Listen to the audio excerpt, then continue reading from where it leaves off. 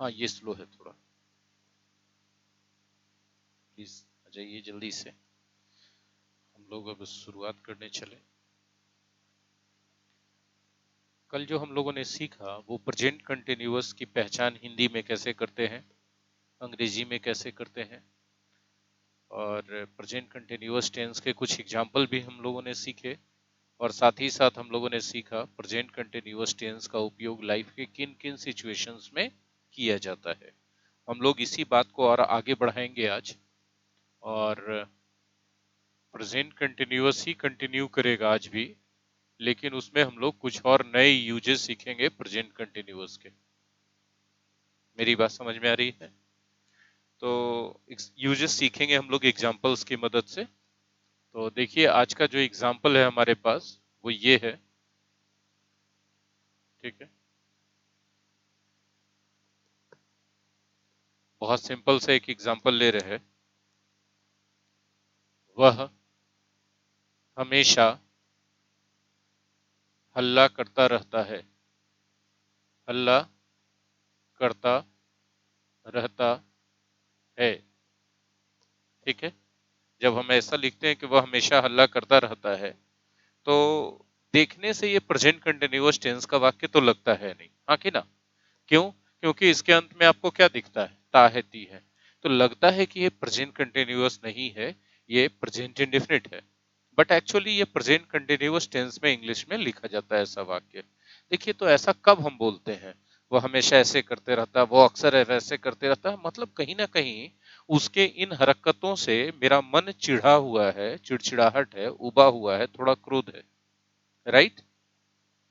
मतलब कोई काम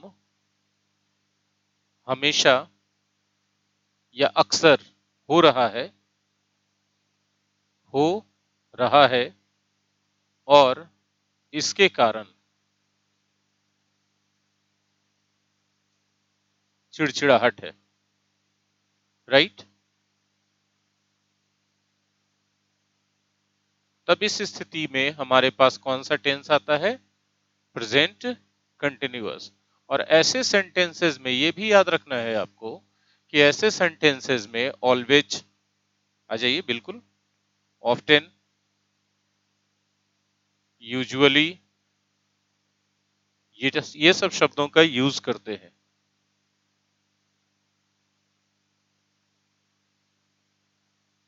मेरी बात समझ में आ रही है आपको? तो ये सेंटेंस वह हमेशा हल्ला करता रहता है, इसका ट्रांसलेशन करते हैं।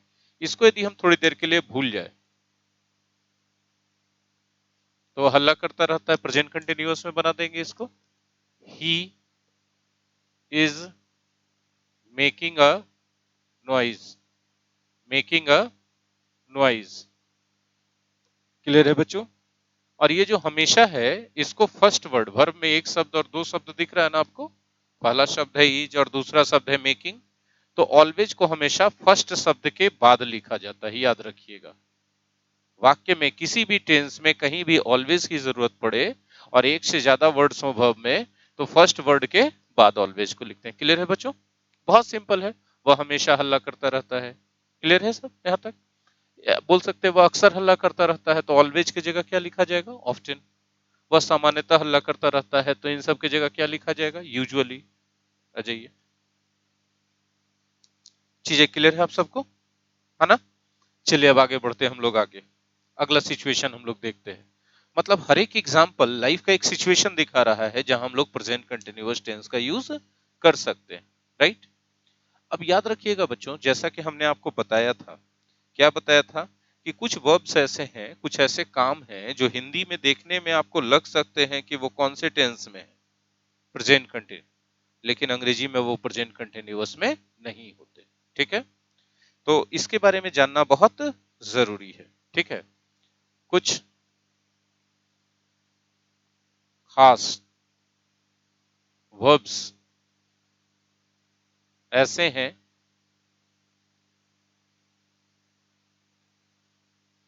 जिनका यूज इंग्लिश में प्रेजेंट कंटिन्यूअस टेंस में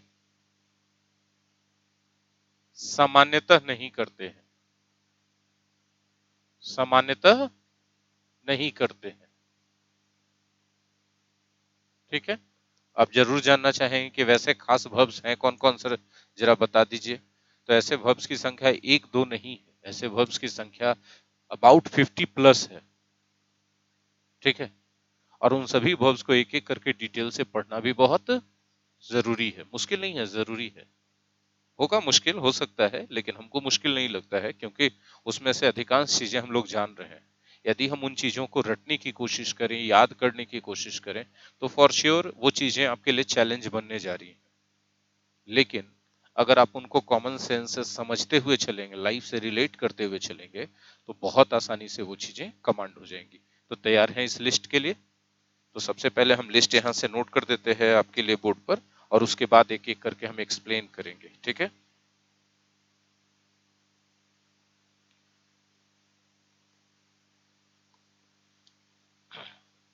यहाँ से हम शुरू करेंगे। सी, हियर, स्मेल, टेस्ट, फील। ठीक है, लव। आप हिंदी के लिए जगह छोड़ सकते हैं, want the Hindi meaning of these words. I am not going to write the Hindi meaning of these words here on the board, not possible for me, but I will dictate it to all of you, okay? If you really want to know. Hate, but I'm sure most of these verbs are already known to you. These are not new to you, right? Yes, some of them may be not new to you, no doubt. Detest, like, dislike, there are a lot. Mm, Hope, doubt, admit,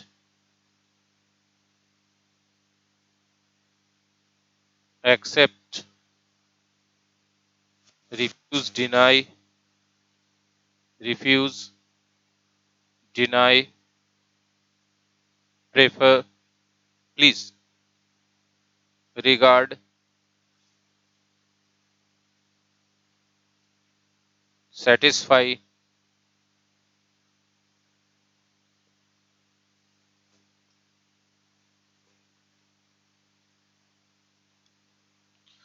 Now I have given you the list of the verbs, some special verbs which cannot be generally used in the present continuous tense in the English language. Okay? अब करना क्या है कि इन सभी verbs का list तो हमने दे दिया, लेकिन इनके साथ कुछ स्पेशल बातें और भी है। क्या स्पेशल बातें हैं वो हम लोग सीखेंगे, बट बिफोर दैट हम लोग हर एक वर्ड का एक बार हिंदी चेक कर लेते हैं कि हम कितना जानते हैं। ठीक है, जरा सा सही गलत हमको बताते चलिएगा, हमको याद है कि नहीं, ये सब हमको चेक करना अपने बारे में। ओके, हाँ, हंसने की बात नहीं है, इस तरह से टीचर का मजाक नहीं उड़ाया करते, गंदी बात। ठीक है, so now let's start with my knowledge. Okay, कि हमको आता है कि नहीं आता है। ठीक है, सी, इसका दो मीनिंग होता है। फर्स्ट है देखना, और दूसरा है मिलना, किसी से अपॉइंटमेंट लेके, टाइम लेके मिलना। ठीक है, सही है sir, good, thank you. Here, here का फर्स्ट मीनिंग है सुनना, और इसका दूसरा मीनिंग होता है सुनवाई करना, केस मुकदमा, झगड़ा फसाद की सुनवाई करना। तो बताते चलिएगा सर, हम सही कर रहे हैं कि गलत कर रहे हैं? सही कर रहे हैं ना सर, बोलिए ना सर। नहीं सर, वो सुनवाई हो जाएगा सर, नाउन हो जाएगा। ठीक है, थैंक यू सर, हमको चेक करते चलिएगा इसी तरह से सर, बिल्कुल सही बात है। स्मेल, स्मेल का दो मतलब होता है सर। एक होता है सूंघना, हम लोग नाक लगा के कोई चीज को सूंघते हैं, और दूसरा होता है महकना, कोई चीज में से गंध आना। ठीक है सर, जहां जहां गड़बड़ होगा बताइएगा सर। ठीक है, अगला है टेस्ट। टेस्ट का एक मतलब होता है चखना। सर वो बिहार में जो स्पेशल चखना चलता है, वो पेय पदार्थ बंद हो गया, उसके बारे में बात मत कीजिएगा। ठीक है जी, चखना का मतलब कोई चीज मुंह में डाल के स्वाद लेना कि कैसा लग रहा है, वो वाला। ठीक है जी, हम समझ रहे हैं, कुछ बच्चों को फील वील लगता आ रहा है क्या? नहीं सर, तब ठीक है। और टेस्ट का एक दूसरा मीनिंग होता है स्वाद लगना, कि किसी चीज में क्या स्वाद है। हाँ, तो ये वाला, सर पास बोलते जाइएगा हमको, कहीं हम फेल ना हो जाए। ठीक है सर, फील महसूस करना, भावनात्मक तौर पे, शारीरिक तौर पे, जैसे अभी हल्की हल्की ठंड महसूस कर रहे हैं हम लोग, राइट। हाँ, हम वो हाफ स्लीव्स का शर्ट पहन के चले आए हैं फैशन और डिजाइन में। हमारी श्रीमती जी ने कहा कि अच्छा लग रहा है, हम बोले अच्छा ठीक है, शर्ट अच्छा लग रहा है कि हम अच्छे लग रहे हैं। बात तो ये है, खैर छोड़ दीजिए उस बात को। तो फील आप समझ गए, महसूस करना, ठीक है। आप लोग यहाँ आने में खुशी महसूस करते हैं, हम कोई गलत फहमी में तो नहीं है बच्चों? हाँ, तब ठीक है। और फील का एक और मतलब होता है कोई चीज छूने पे उसको कैसा महसूस वो चीज हो रहा है। जैसे ये शीशा है तो इसको छूने पे चिकना लगता है, तो ये हमको चिकना नहीं लगता है, शीशा चिकना है, उसका टेक्सचर बताता है। तो वो अर्थ में भी फील को हम लोग यूज करते हैं कि किसी चीज को छूने पर उसका टेक्सचर कैसा लगता है, ठीक है। लव, लव प्यार करना। प्यार दोनों तरीके से होता है, एक शारीरिक होता है, एक भावनात्मक होता है। हम बच्चे को गोद लेते हैं, किस करते हैं, गले लगाते हैं, पुचकारते हैं, that is physical expression of love. और हम अपने देश के से प्यार करते हैं, वो मन में भावना है देश के लिए, राइट है कि रॉन्ग है? और जो सैनिक लोग होते हैं बॉर्डर पे, वो अपना फिजिकल लव भी देश के लिए दिखा रहे होते हैं, हाँ या ना? जी। हेट, हेट का मतलब नफरत करना। एभोर मतलब भी नफरत या घृणा करना, ठीक है। डिस्पाइज नफरत या घृणा करना। डिटेस्ट नफरत या घृणा करना।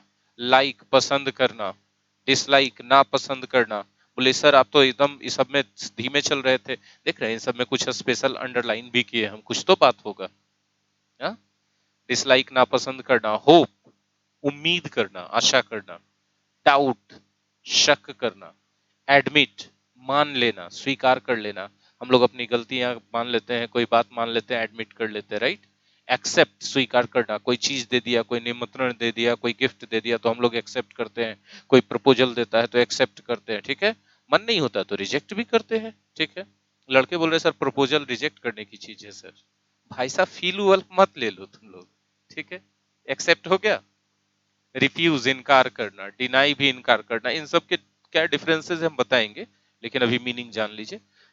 जैसे रिफ्यूज के बाद टू प्लस भी बनाता है, डिनाई के बाद भी फोर आता है, ठीक है। किसी आरोप से इनकार करते हैं तो डिनाई यूज किया जाता है, वहां रिफ्यूज यूज नहीं करते। तो इस तरह से हैं डिफरेंसेस हैं, that if I start explaining all those differences at this moment of time, this list will not be completed. तो सिस्टमेटिकली वन बाय वन करके हम लोग हर चीज को टच करेंगे, पढ़ेंगे। यदि बीच में करते चलेंगे सब चीज को लेके लेंदी तरीके से, तो कभी भी कहीं भी नहीं पहुंचेंगे, हाँ कि नहीं। प्रेफर ज्यादा पसंद करने के लिए, प्रेफरेंस बताने के लिए यूज करते हैं कि चाय भी अच्छा लगता है, कॉफी भी अच्छा लगता है, कॉफी ज्यादा अच्छा लगता है, तो कॉफी को हम क्या करते हैं, प्रेफर करते हैं, ठीक है। रिगार्ड किसी को सम्मान देना, मानना कि सर हम आपको तो अपने बड़े भाई की तरह मानते हैं, I regard you as my elder brother, तो रिगार्ड करना। सेटिस्फाई करना, हम अपने एक्सप्लेनेशन और टीचिंग से आपके क्वेरीज को जरूर सेटिस्फाई करते होंगे, राइट। तब आप यहाँ पे बैठे हैं। वांट, वांट मीन्स चाहना, आप चाहते हैं कि आपको जिंदगी में सफलता मिल जाए, खुशी भी मिल जाए, हाँ कि नहीं। जी।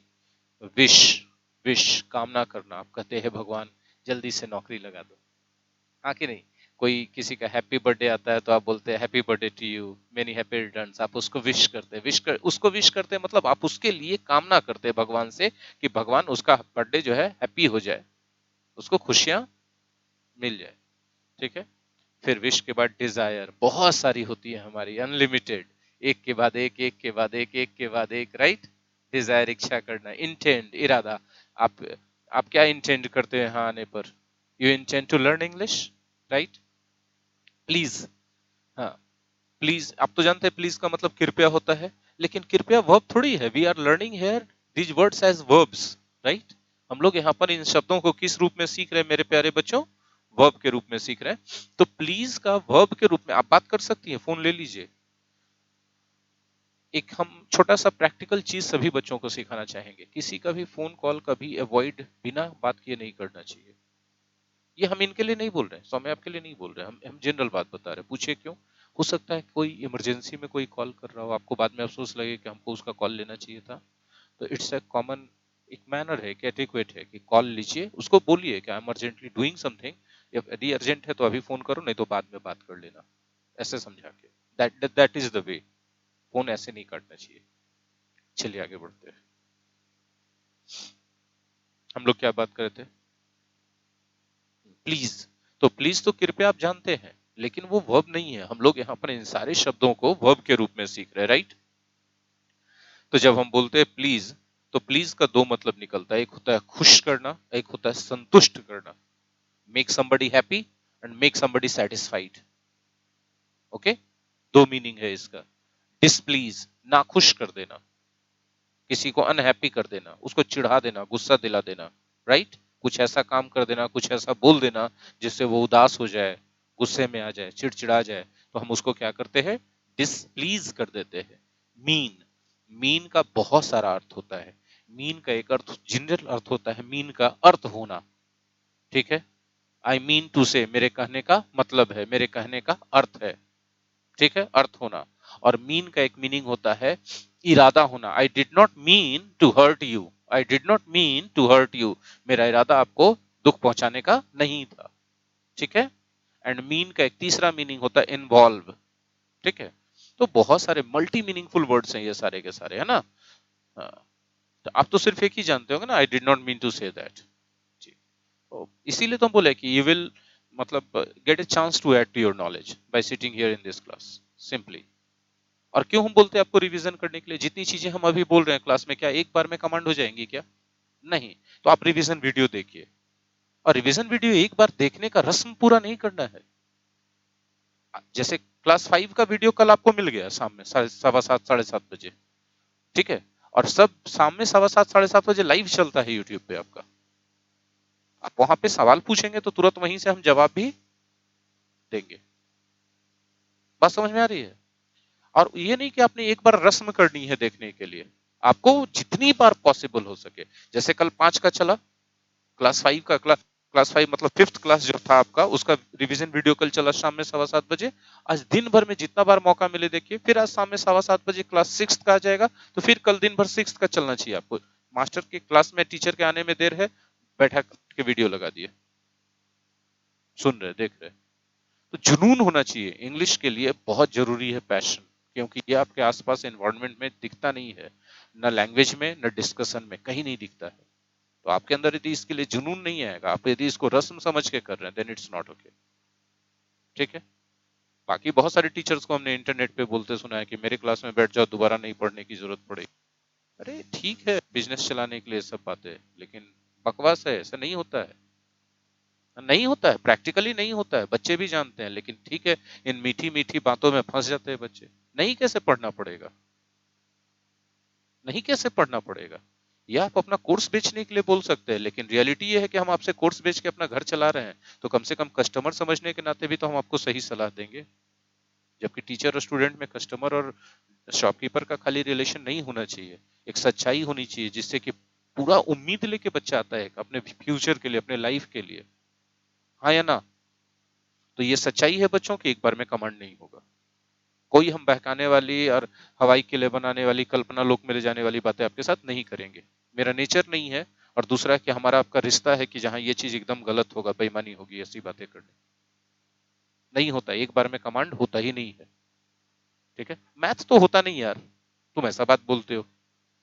आपने जो कुछ भी बनाया होगा, महेश मिश्रा बनाया होगा, ट्रिपल राइटर बनाया होगा, आप एक बार में कमांड नहीं किए होंगे मैथ्स को, दोबारा तिबारा बनाना पड़ा होगा। राइट है कि रॉन्ग है? तो मैथ जैसे कैलकुलेशन वाला चीज आप नहीं कर सकते एक बार में command. How can I claim that कि मेरे क्लास में बैठ जाओ? क्या कोई भी ऐसे कैसे क्लेम कर सकता है भाई कि मेरे क्लास में बैठ जाओ और तुम्हारा सारा कष्ट दूर हो जाएगा एक ही बार के लिए? इट मींस कि कम से कम एक बार तो बैठ जाओ यार, पैसा देके, इस लालच में। So it's not fair. हम इसलिए आपको ये बातें बोलते हैं कि देखिए, कंज्यूमरिज्म आ चुका है हर एक सेक्टर में। पैसा देने वाला कंज्यूमर है, कंज्यूमर को किसी भी तरह से टेम्प्ट करके ले आओ ताकि वो पैसा पे कर दे। ये सबसे बड़ी टेंडेंसी आ गई है। सबको चाहिए पैसा, I also need that, but means क्या होगा, साधन क्या होगा, तरीका क्या होगा, ये इंपॉर्टेंट है, ठीक है? आइए आप फोकस करते फिर से। हम लोग मीन पे चले थे। मीन एडजेक्टिव भी है। मीन एडजेक्टिव के रूप में, जैसे बोलते हैं ना मीन माइंडेड, है ना, घटिया सोच वाला, ठीक, घटिया या नीच होता है एडजेक्टिव के रूप में। बट हम लोग यहाँ पढ़ रहे हैं किस रूप में? वर्ब के रूप में। आफ्टर दैट क्या हम बोल रहे हैं? सपोज। सपोज का मतलब नहीं बोलते सपोज दैट, मान लो कि, तो मान लेना। थिंक, सोचना, विचार करना, ठीक है? आप देखिए जो जो वर्ड्स को हम अंडरलाइन कर रहे हैं उसको आप भी स्टार या अंडरलाइन कर दीजिए, उनमें खास बातें उनको अलग से स्पेशल पढ़ाया जाएगा। क्लियर है? नेक्स्ट है इमेजिन। इमेजिन का मतलब होता है कल्पना करना, प्री सपोज पूर्वानुमान लगाना, ठीक है, पहले से मान लेना कि ऐसे होगा। रिकॉल, रिकॉल क्या होता है ना कि आपने जैसे वोकैबुलरी है, मैंने आपको कहा कि इतने वर्ड्स आप याद करके आओ, आप याद करके आए। अब जब हम आपसे पूछे खड़े हो जाइए मनीष बताइए, मनीष खड़े हो गए, हमने पूछा ठीक है बताइए एग्जामिनेशन का मतलब क्या होता है, सर एग्जामिनेशन एग्जाम सब परीक्षा। तो आप ये जो एक दो सेकंड लगाए दिमाग में लाने के लिए उन बातों को जिसको आपने पहले याद किया था, ठीक है, तो ये जो दिमाग में लाने का प्रोसेस है दैट इज कॉल्ड रिकॉल करना।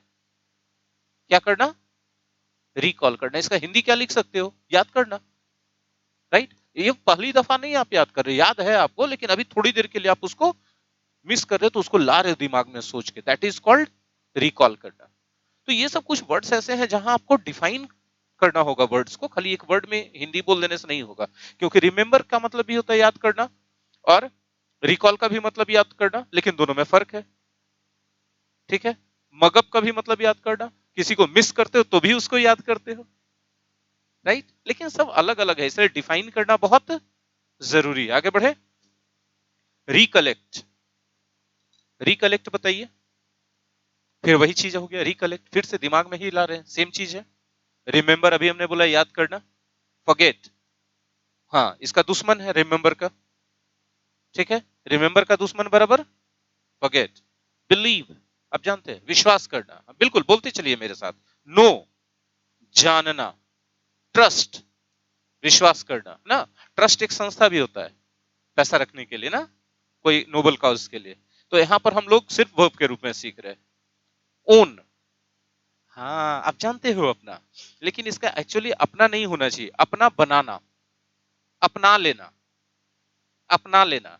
जैसे Indian culture always owns all the cultures of the world, हमेशा अपना लेता है, राइट। देखिए मुगल कल्चर को अपना लिया, फ्रेंच कल्चर को अपना लिया, है ना, बहुत सारे कल्चर्स आए बाहर से जिनको हम लोग अपनाते चलेगा। हम लोग भी यहाँ नहीं है, हम लोग तो बोल रहे हैं, हम लोग भी अलग जगह से आए हुए हैं। यहाँ का ओरिजिनल आदिवासी लोग है जो दतमन बेचता है। हाँ जो मूल यहाँ के लोग हैं वो आदिवासी सब हैं, हम लोग मूल नहीं है, हम लोग आए हैं हाइब्रिड हो गए यहाँ के। इमै इमै नहीं, कहाँ चल रहे थे हम लोग? पजेस, पजेस है ना, रखना, ठीक है। अब Kasturba possessed a lot of quality, Kasturba the wife of mister Mahatma Gandhi. Mister बोलेंगे तो लोग बवाल करेगा, बापू को मिस्टर क्यों बोला, तो क्या बोला, अच्छा श्री महात्मा गांधी, ठीक है। हैव, साडा हक इत्थे रख, जी बिल्कुल होता है, लेकिन हम लोग यहाँ किस रूप में पढ़ रहे हैं? जब आप हक बोलते हैं तो वो नाउन हो जाता है और उसका मतलब पोजेशन होता है। बात समझ में आ रही है? अब हो गया साडा हक इत्थे रख, आगे चले। हैव, हैव मतलब बहुत मीनिंग निकलता है हैव का, ठीक है। एक तो आप बोलते हैं आपके पास कोई चीज है तो उसके लिए आप हैव बोलते हैं, जैसे I have two board pens at the moment in my hand, right, ठीक है, तो हैव हो गया, ठीक है। You have a lot of things with you, your mobile, your pen, some money, a wallet, right, तो हैव हो गया। और हैव का और भी चीज होता है, have lunch, have dinner, have breakfast, है कि नहीं, तो वहां पे खाना का अर्थ आ गया। Have coffee, have T, have lassi, have jaljeera, हाँ तो जलजीरा को पीते कि नहीं, तो पीना का अर्थ हो गया। जलजीरा नहीं जानते, वही तो, लस्सी नहीं जानते, सिर्फ कोका कोला जानते, ऐसा तमाम गड़बड़ है। हैव क्लियर है सबको? अभी देखिए हैव अभी और होता है, have a word with somebody, किसी के साथ बातचीत करना, have a look at something, कोई चीज को देखना एक झलक, ठीक है, नहीं समझे बात? तो अभी आएगा बहुत सारा चीज आएगा, ये एकदम ऐसे देख रहा है जैसे हम मंगल ग्रह का प्राणी है, जादू वाला है क्या?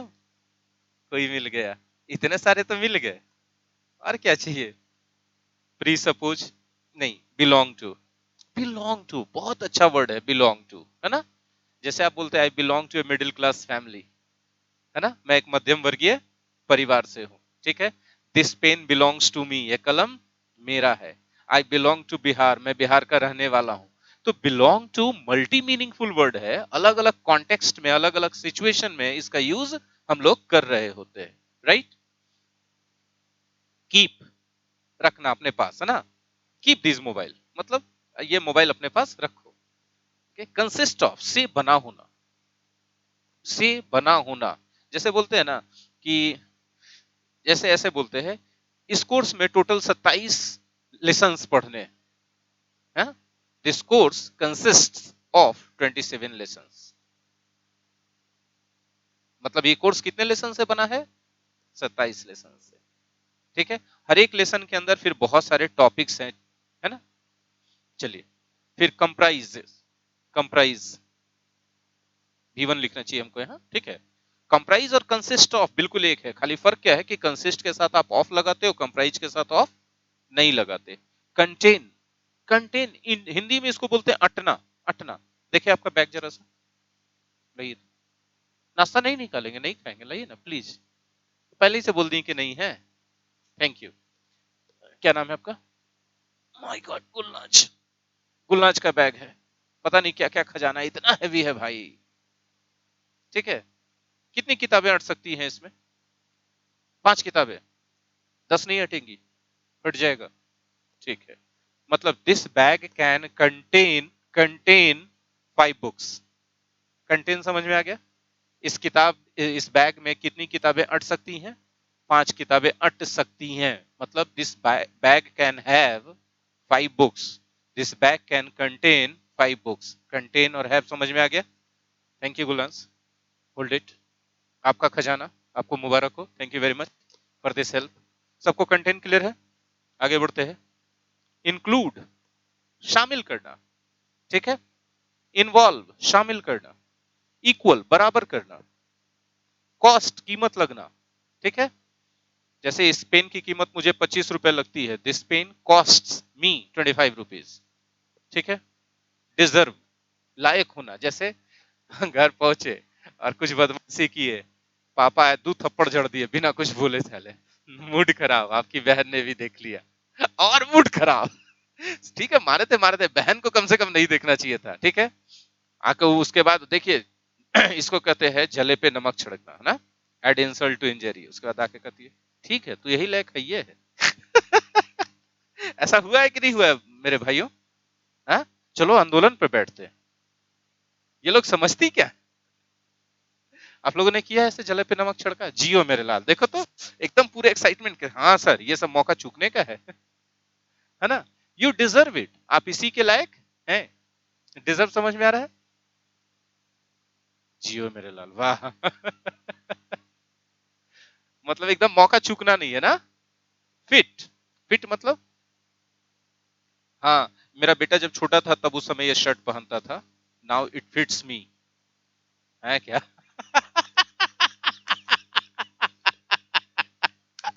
इसको लग रहा है कि अरे बेटा, बाप का शर्ट सारा बेटा पहनता है बेटा। तो एक्चुअली अब मेरा बेटा मेरे से बहुत लंबा चौड़ा हो चुका है, उसको कपड़े छोटे होने लगे, जब वो मेरे साइज का था तो उसका कपड़ा अब हमको हो जाता है। Dude, हाँ, 15। अब कोई फिजिकल स्ट्रक्चर सबका अलग अलग होता है। हाँ, चलिए आगे बढ़े। इसमें आश्चर्य करने की क्या बात है? अब खली कभी तो रहा होगा, 15 साल में अपने बाप को क्रॉस किया होगा साइज में। डिपेंड, निर्भर करना। तो ओ, ओ इसको समझिए, O W E इस वर्ड को समझते हैं जरा सा, ठीक है। मुझे आपको 10 रुपए देने हैं, मतलब आपका 10 रुपए मेरे यहाँ बाकी है। I owe 10 rupees to you, I owe 10 rupees to you. Owe समझ में आया सबको? हाँ, we owe our whole life to our parents, हाँ कि नहीं। हमारा पूरा जीवन हमारे माँ बाप का हमारे ऊपर क्या है, कर्जा है। They give birth to us, हम लोगों को जन्म देते हैं, they give us education, they bring us up, हम लोगों का पालन पोषण करते हैं। So we can say that this life, we owe this life, we owe this life to our parents. ये जीवन जो हम लोगों को मिला है, हमारे माँ बाप का हमारे ऊपर कर्जा है, दैट वी कैन नेवर पे बैक, जिसको हम लोग कभी भी वापस चुका नहीं सकते। राइट और रॉन्ग? बहुत प्यारा खूबसूरत सा सेंटेंस आ गया ना। देखिए क्या खूबसूरत दिमाग, खूबसूरत बातें, खूबसूरत लोग, राइट। खूबसूरती means I am not talking about skin beauty, I'm talking about the beauty of your mind, beauty of your intellect, beauty of your emotions, feelings, your conduct, right? चलिए, lack means कमी, कमी होना। कमी जब बोलेंगे तो noun होगा, लेकिन हम लोग यहाँ पढ़ रहे हैं किस रूप में? वर्ब के रूप में। तो लैक का मतलब क्या होगा? कमी होना। कमी होना मतलब जैसे हम बोलते हैं कुछ बच्चों में शिष्टाचार की कमी होती है। Some students lack manners. वो ऐसे बोलते हैं, सर फिर से बोले तो, should this be the tone of talking to your teacher? होना चाहिए ऐसे? नहीं होना चाहिए। यदि आप ये हैबिट डेवलप कर लेते धीरे धीरे करते करते, तो आपको सबसे बड़ी परेशानी कब होगी? जब आप इंटरव्यू फेस करने जाओगे, फॉर श्योर। हमने देखा है कुछ बच्चों को क्लास में, सर हटिए तो, बोले जी मालिक, गलती हो गई मालिक। एम्बेरस हो जाते, सर मालिक क्यों बोले? हमने नहीं सर, आप तो उसी टोन में बोले, सर आप रिकॉर्ड करके सुन लीजिए। हैपेंस।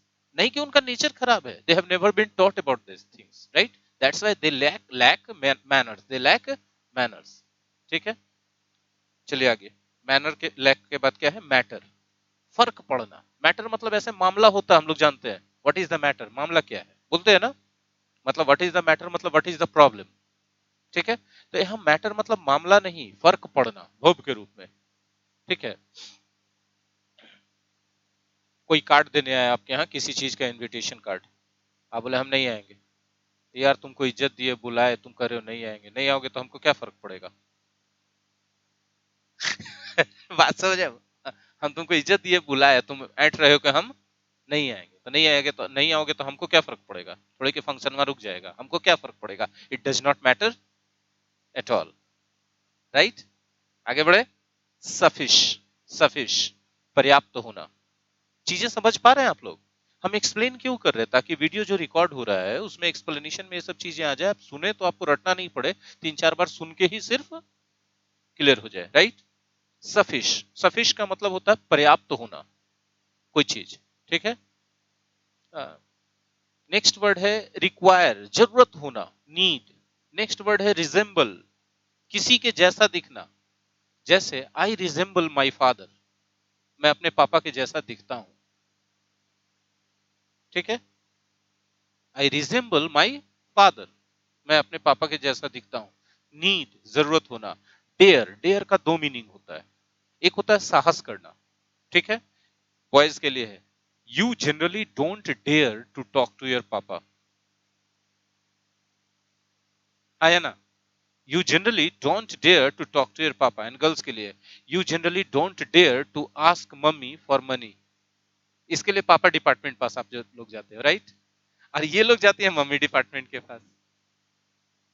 हाँ, हाँ मम्मी के पास आप लोग जाते हैं, और ये लोग पापा के पास जाती हैं। हाँ, मम्मी से जहां मांगेंगी तो मिल जाएगा अच्छा से। ठीक है, मम्मी बोली कि तुमको खर्च क्या है, तुम बाहर जाती हो, खाली पढ़ने ना जाती हो। वो बाहर नहीं है।